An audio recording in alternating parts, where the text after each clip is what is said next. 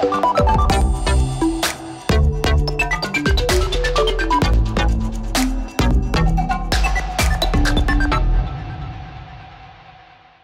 my name is Asha Sampet and welcome to Brussels at the Africa-European Union Summit for this new edition of Business Africa, your magazine dedicated to the continent's business and economic news. And as usual, you can win $150 in our Business Africa game. More details later, but first, today's top stories. Will intra-African trade take off? We'll take you to the Parakou Fair in Benin, a brilliant opportunity to develop business between Africans. I need to travel everywhere. I go to all the fairs to exhibit so that I can make a name for myself. If I stay in my country, I can't become well known. The relations between the European Union and the OACPS countries is getting a facelift with the new Samoa agreement. It's the only agreement where governments meet up on a voluntary basis. No one is obliged to come.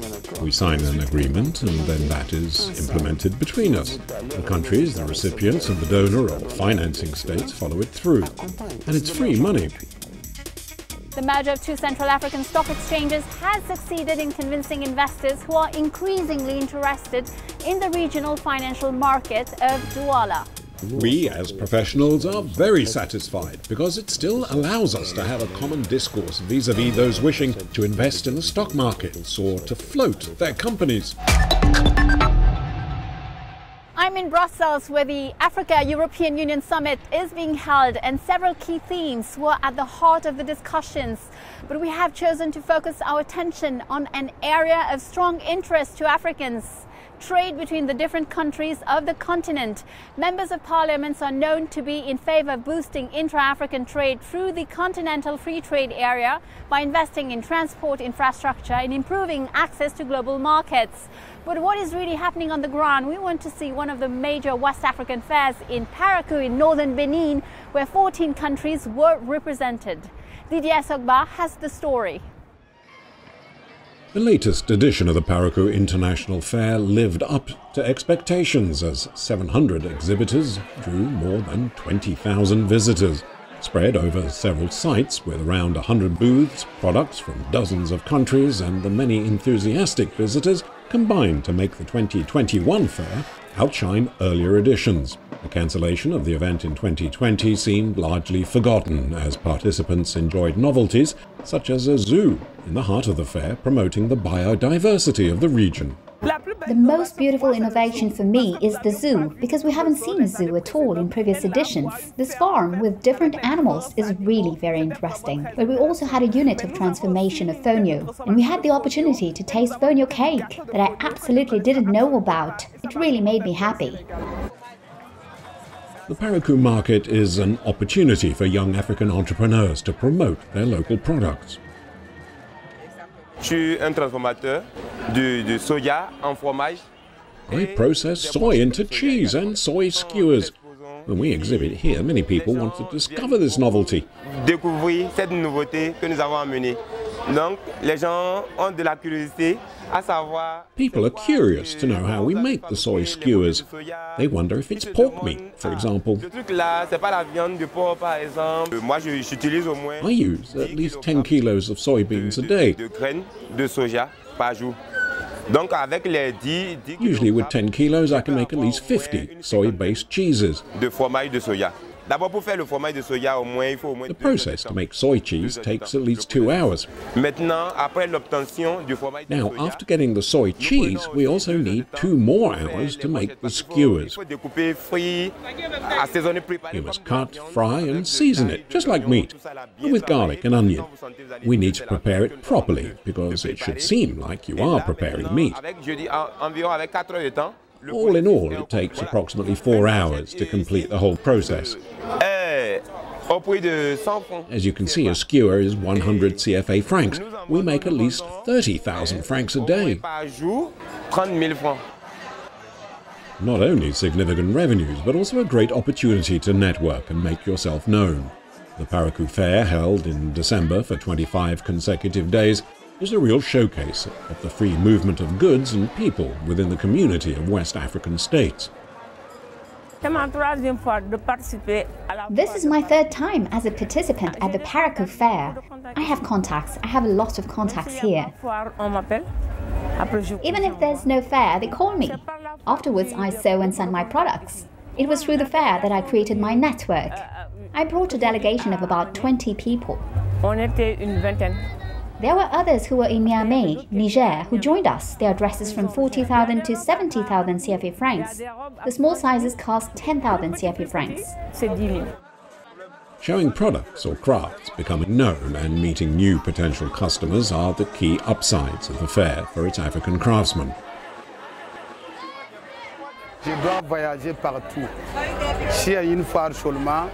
I need to travel everywhere. I go to all the fairs to exhibit so that I can make a name for myself. If I stay in my country, I can't become well known. If I participate in fairs, it's usually very good for my business and reputation. That way, everyone will know who is the king of necklaces. I make them with my family. It's our job. My wife, my children, and myself. All of us. According to officials, the fourth edition of the Parakou Fair is a great success. The goal is to stage more of this kind of event to increase trade between African countries. According to a report by the United Nations Conference on Trade and Development, intra-African exports accounted for less than 17% of total exports in 2017, the lowest percentage of any region in the world, and well below the 68% for intra-European exports. The continent's representatives present at the Africa-European Union Summit also sounded the alarm on the issue of the debt, which is more topical than ever. 5 countries, Ghana, Kenya, Angola, Ethiopia and Zambia, were cited in a study from the South African Standard Bank as particularly vulnerable in the coming months. Ghana, West Africa's second largest economy, has appealed Moody's decision to downgrade its credit rating. For its part, Zambia, in default of payment, should sign in June an agreement of the International Monetary Fund of $1.4 billion. Another inevitable topic in Brussels, COVID-19, and finally some encouraging news for Africa. According to the WHO, the World Health Organization, the continent has emerged from the acute pandemic phase of coronavirus infection and is now entering an episode of endemic cohabitation with the virus. However, even if the virus is less virulent, the pandemic has left painful scars. Dr. Machidi Moeti of the WHO indicated that infections in Africa could have been 7 times higher and deaths 2 to 3 times higher than previously estimated.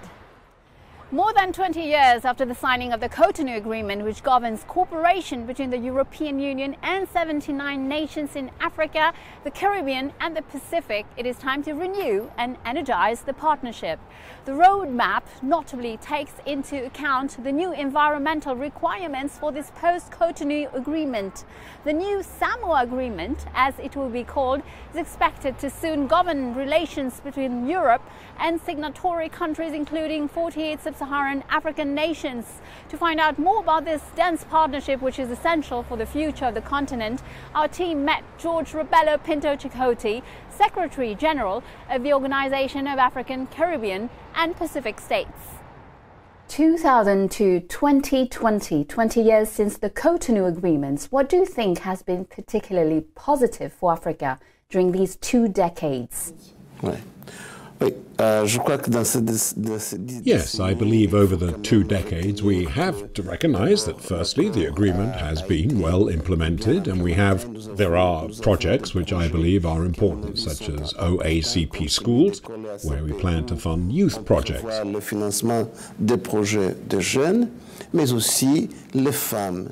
women, who in my opinion are the group that make up the challenge for development and inclusion when it comes to African society.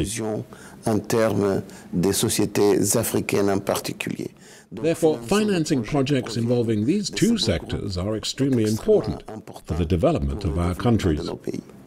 All right, but how do you respond to the criticisms that are sometimes heard on the African continent? Well, there will always be criticism for any project, but I believe it's the only agreement where governments meet to discuss and identify the projects we want to fund. Then our partners in the European Union establish and propose a budget. And we're not talking about small budgets. These involve sums that exceed 50 billion.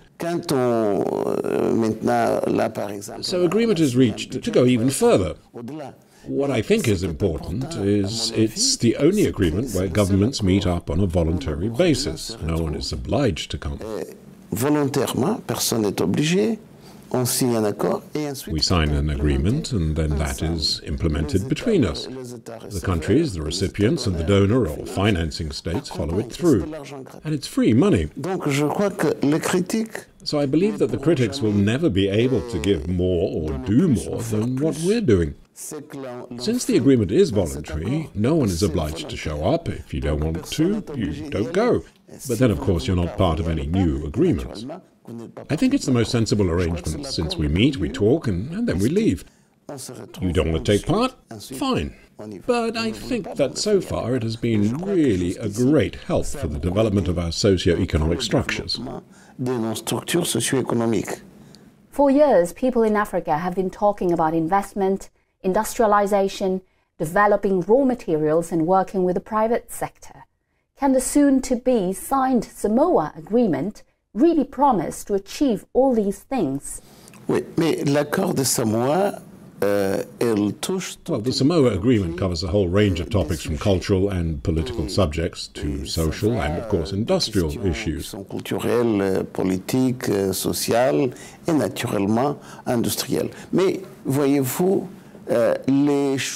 you see, each country has an individual choice. Each country defines its own policies.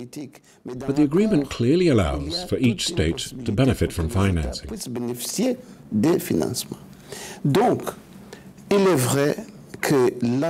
it's true that efforts to boost industrial growth and the participation of the private sector are part of the agreement. In addition, it's expected the EIB, the European Investment Bank, will play a bigger role in helping our economies. I think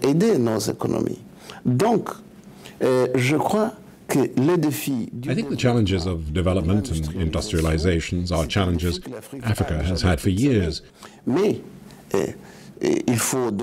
so, it is clear the project belongs to the African states. So it's up to them to ensure that the project is credible and can be financed by the banks. And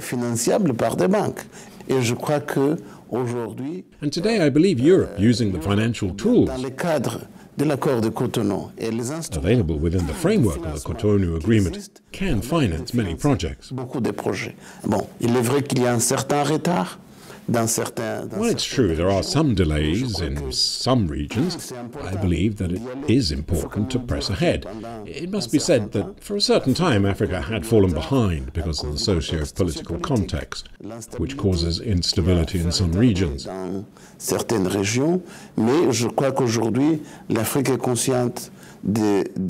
I think that today Africa is aware of investing in the private sector, of developing its industry, to not only to export raw materials, but also to process them locally. I consider all African states have this as their challenge.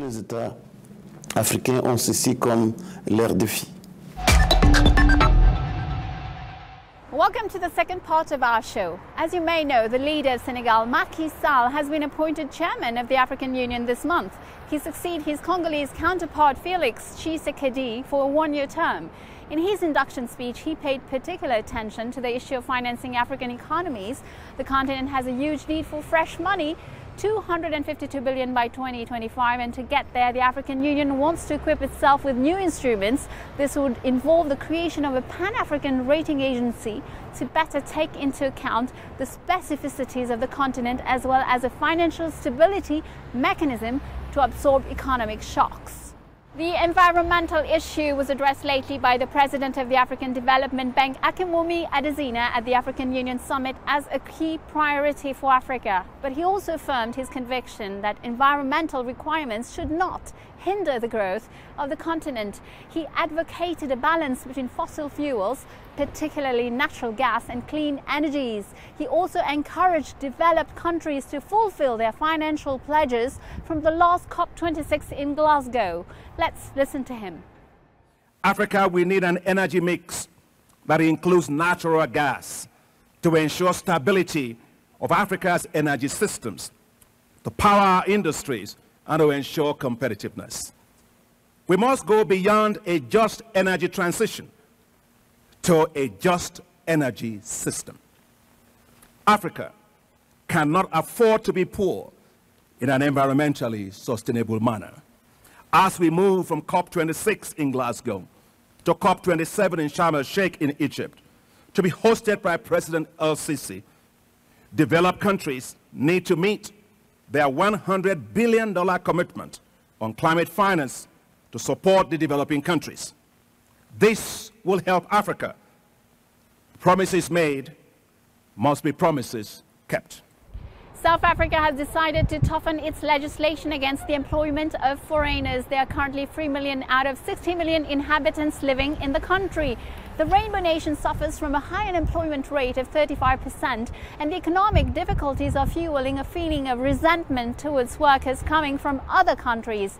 The South African government is even suing the Chinese equipment manufacturer Huawei. 90% of its local employees are foreigners. We now head to Central Africa, where the two CEMAC, the Central African Economic and Monetary Community financial markets, have merged. The Douala Stock Exchange and the Libreville Central African Stock Exchange. This new regional stock exchange located in Douala had a hard time convincing rather cautious investors, but it succeeded in its bet thanks to successful bond issues. To find out more, Abubakar Munchili visited this stock exchange, the gateway to a vast regional financial market. Take a look. We are at the headquarters of the Central African Securities Exchange, the BVMAC, in the heart of the Aqua Business District in Douala, the economic capital of Cameroon. Almost 2 years ago, it became the only stock exchange in the sub-region. A real hope in the CEMAC zone, the Central African Economic and Monetary Community. Nous avons, depuis le 4 juillet 2019, since July the 4th, 2019, we have witnessed the merger-acquisition of Douala Stock Exchange, which was the Cameroon Stock Exchange and the Central African Securities Exchange, namely the BVMAC, whose headquarters were in Libreville. The heads of states had, therefore, decided to integrate the financial markets of Central Africa. We, as professionals, are very satisfied because it still allows us to have a common discourse vis-à-vis those wishing to invest in the stock markets or to float their companies. For nearly 16 years, from 2003 to 2019, the CEMAC zone was indeed marked by the coexistence of two competing stock markets, resulting in painful consequences for the local business community. We suffered a lot from the fact that there were two active stock exchanges, two regulatory bodies in the CEMAC zone. Thus, it did not allow issuers and all those who wanted to float their companies on the stock market to be able to choose one financial centre or another. Since then, the single stock exchange and two key players have been driving the financial market in the sub-region. First, the regulator, which is the Central African Market Surveillance Commission, CASUMA, then the Bank of Central African States, the BIAC, which acts as a settlement bank.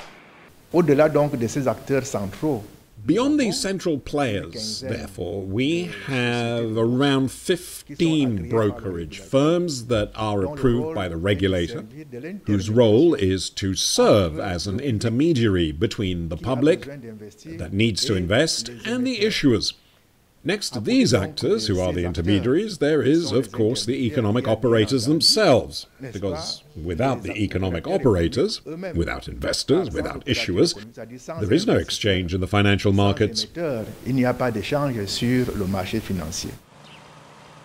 Alios Finance Cameroon is a leasing company. It is among the first companies in Central African sub-region to understand that the arrival of the stock exchange represented a great opportunity for the business community in the sub-region.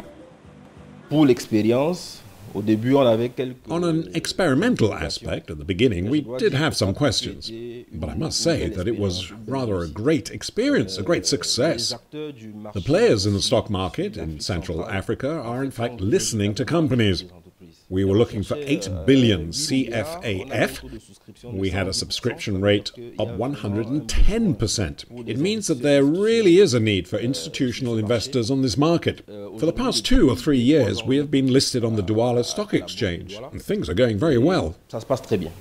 Just like Alios Finance, over the past days, other firms have been knocking on the door of BVMAC to take advantage of the mechanisms for mobilizing funds and savings that are quite different from traditional channels. This is the case of the Regional, a Cameroonian microfinance company with equity of around 10 billion CFA francs, which has the ambition to become a universal bank and is seeking to increase its capital by around 15 billion CFA francs. We made this transaction, Financier Capital, as lead arranger. We are relatively satisfied to date with the popularity of the operation among small investors. People have responded favorably.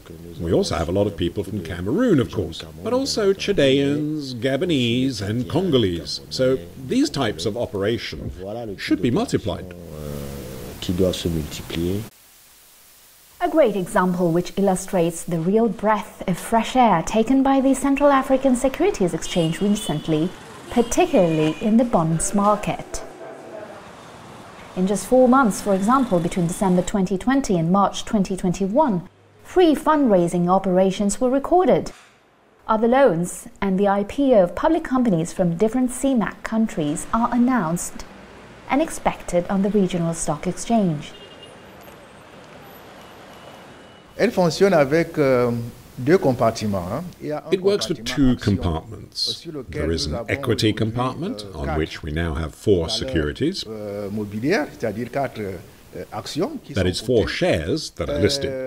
And there's a bond compartment where we have a dozen debt securities which are also listed. It's still insufficient in terms of capitalization, and sincerely, it doesn't really reflect the level of economic activity of the states and the economies of the sub-region.